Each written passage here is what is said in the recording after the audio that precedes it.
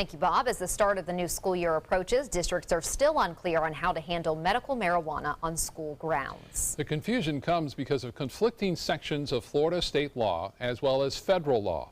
ABC 7's Jess Dowdrick is live in Manatee County to explain how medical marijuana could be handled to start the school year here on the Suncoast. Jess?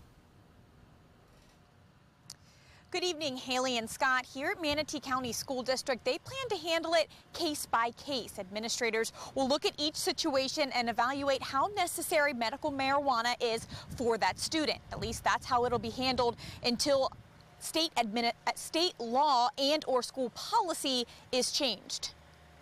Brandon Petro suffers from one of the most deadly forms of epilepsy out there. His first seizure at 8 years old put him in the hospital for 4 months. Years later, Brandon's life changed drastically for a second time. Brandon became a medical cannabis patient 2014, and that was the first time that Brandon went seizure-free on cannabis for 45 days. Brandon's mother, Renee, says because of medical marijuana, Brandon now only takes 2 pharmaceuticals a day.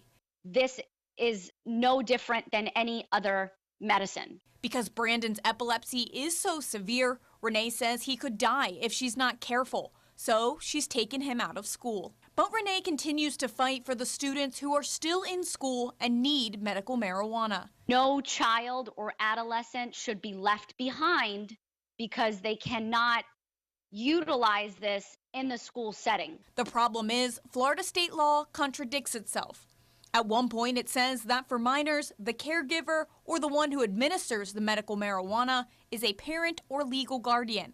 At another point, it expands the caregiver to including district personnel, leaving districts unclear on what the legal procedure is. From a legal perspective, it's difficult to designate school personnel as a caregiver when the legislature clearly exempted them from being a caregiver. The other problem is school policies and federal laws say that school zones are to be drug-free zones. So what do you do when the state and federal laws are conflicting? When federal law conflicts with state law, federal law controls under the Supremacy Clause.